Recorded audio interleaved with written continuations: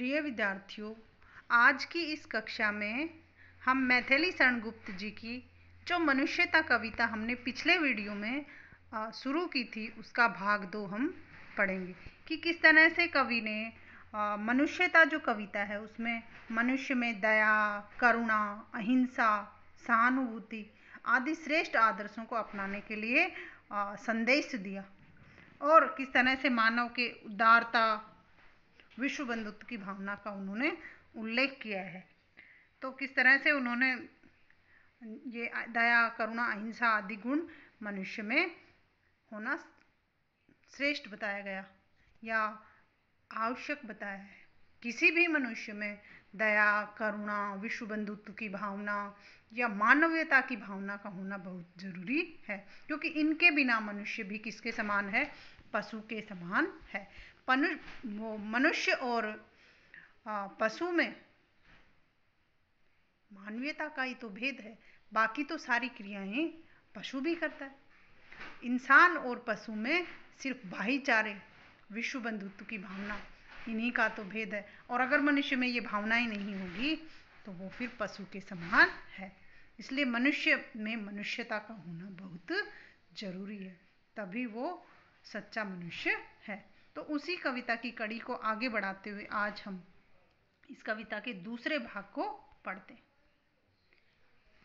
अनंत अंतरिक्ष में अनंत देव हैं खड़े, समक्ष ही सब बाहु जो बढ़ा रहे बड़े बड़े। परस्परा अवलंब से उठो तथा बढ़ो सभी, अभी अमृत अंक से अपंक हो चढ़ो सभी। रहो न यूं कि एक से न काम का, रहो न यूं कि एक से न काम और का सरे। वही मनुष्य है कि जो मनुष्य के लिए मरे, वही मनुष्य है कि जो मनुष्य के लिए मरे। मनुष्य मात्र बंधु है यही बड़ा विवेक है, मनुष्य मात्र बंधु है यही बड़ा विवेक है। पुराण पुरुष स्वयं भू पिता तो प्रसिद्ध एक है। फला अनुसार कर्म के अवश्य बाह्य भेद है, परंतु अंतर ऐक्य में प्रमाण भूत वेद है। अनर्थ है कि बंधु ही न बंधु की व्यथा हरे। अनर्थ है कि बंधु ही न बंधु की व्यथा हरे।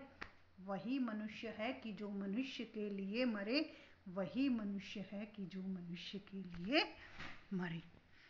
चलो अभिष्ट मार्ग में सहर्ष खेलते हुए, विपत्ति विघ्न जो पड़े उन्हें धकेलते हुए।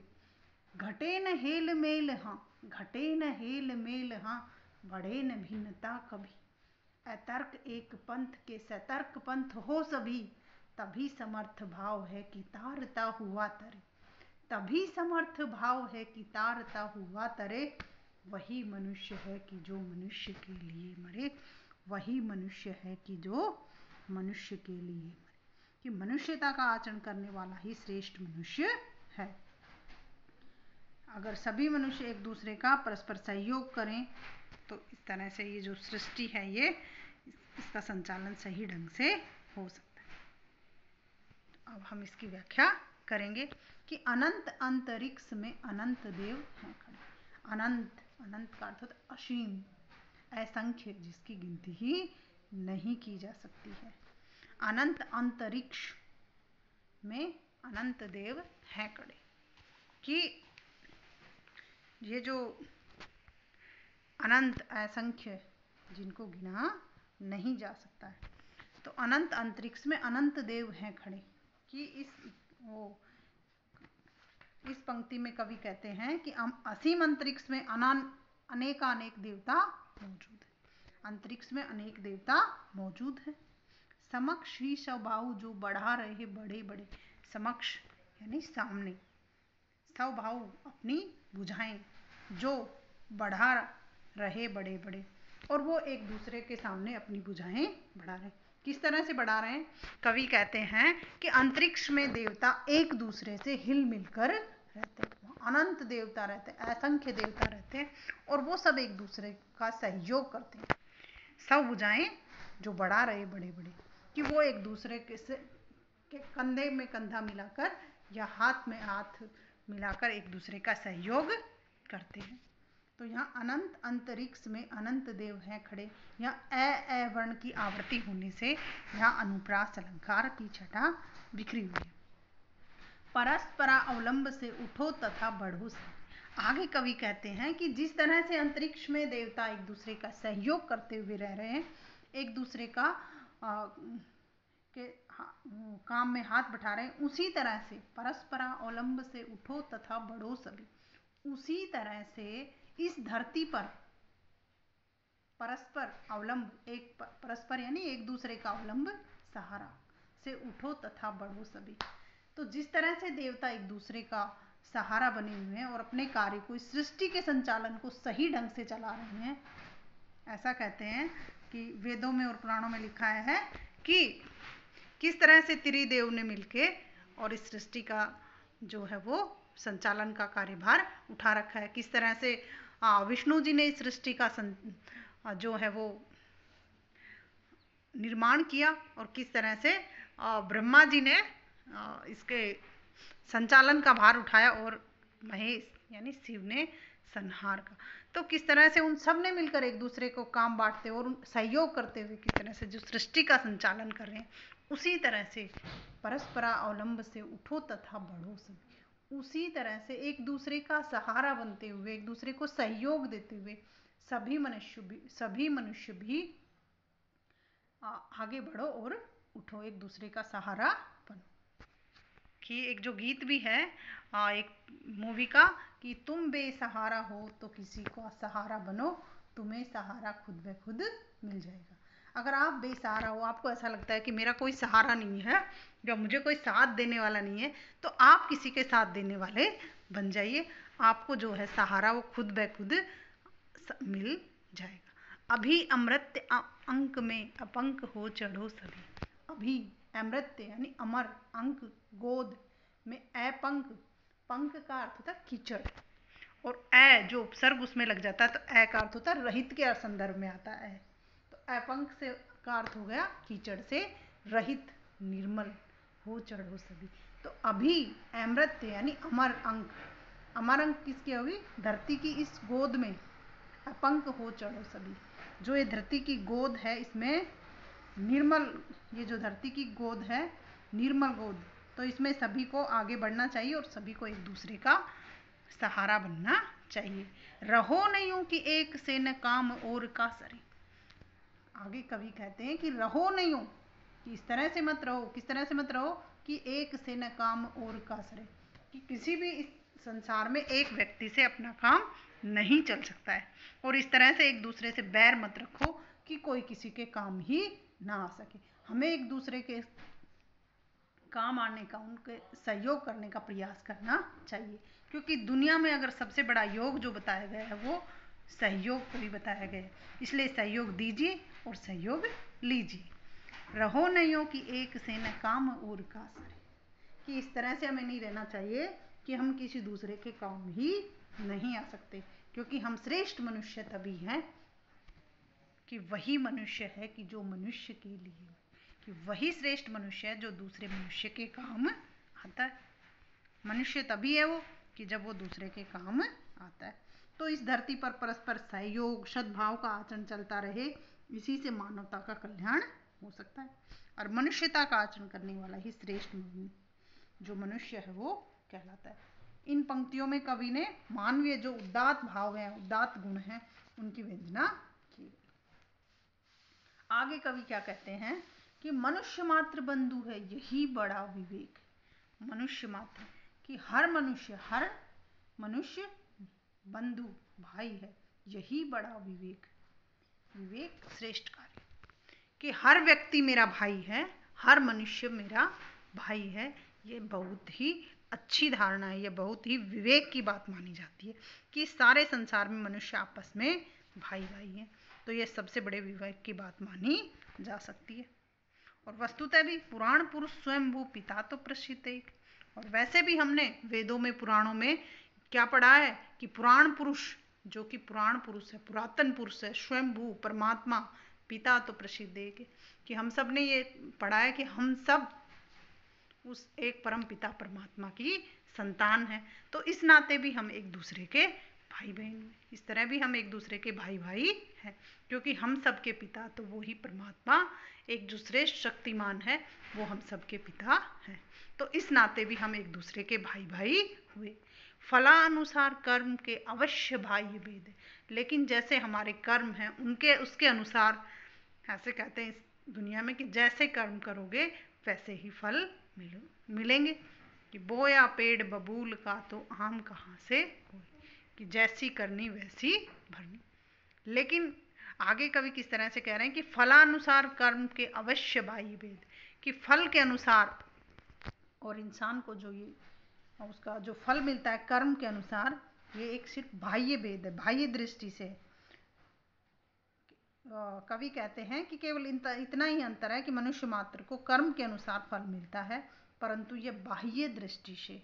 आंतरिक दृष्टि से क्या है? परंतु अंतर एक से, अंतर एक यानी आंतरिक दृष्टि से प्रमाणभूत वेद है। लेकिन इस चीज के प्रमाण गवाह क्या है? वेद है कि हम आंतरिक रूप से सभी मनुष्य एक है, कि आंतरिक दृष्टि सभी मानव एक हैं। उसके प्रमाण हमारे जो पवित्र ग्रंथ वेद है वो इस बात का प्रमाण है कि आंतरिक दृष्टि से तो हम सब एक। हमारी संरचना सबकी एक जैसी है, हमारे अंदर एक जैसा खून है, तो हम सब अलग अलग कैसे हो सकते हैं? इसका अर्थ है कि हम सब जो मनुष्य हैं वो सब भाई भाई हैं। कवि आगे कहते हैं कि अनर्थ है कि बंधुहीन बंधु की व्यथा। अनर्थ बड़ी ही बुरा है कि बंधु यानी भाई ही न बंधु की व्यथा है, कि एक भाई दूसरे भाई की पीड़ा का हरण नहीं करे, या एक भाई दूसरे प्रत्येक मानव को अपना भाई समझकर उसकी व्यथा को दूर करने में ही मानवता का हित है। अगर ऐसा आचरण नहीं करते हैं तो ये मानवीयता के अनुकूल नहीं। ऐसा आचरण करने वाला ही व्यक्ति मनुष्यता से युक्त माना जाता है, तथा वही अन्य मनुष्यों की भलाई के लिए अपने प्राणों को न्योछावर करने के लिए भी तैयार रहता है। कवि ने ऐसे मनुष्य को सच्चा मानव बताया कि वही मनुष्य है कि जो मनुष्य के लिए, वही मनुष्य श्रेष्ठ है जो कि मनुष्य के लिए मनुष्य को मनुष्य समझे और उनका सहयोग करे, और उसके लिए अपने प्राणों का उत्सर्ग भी अगर करना पड़ जाए तो कर दे। अन्य मनुष्यों की भलाई के लिए अपने प्राणों को न्योछावर करने के लिए तैयार रहता है।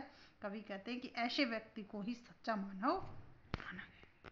यहाँ कवि ने किस तरह से विश्व बंधुत्व की भावना को अपनाने की व्यंजना की है।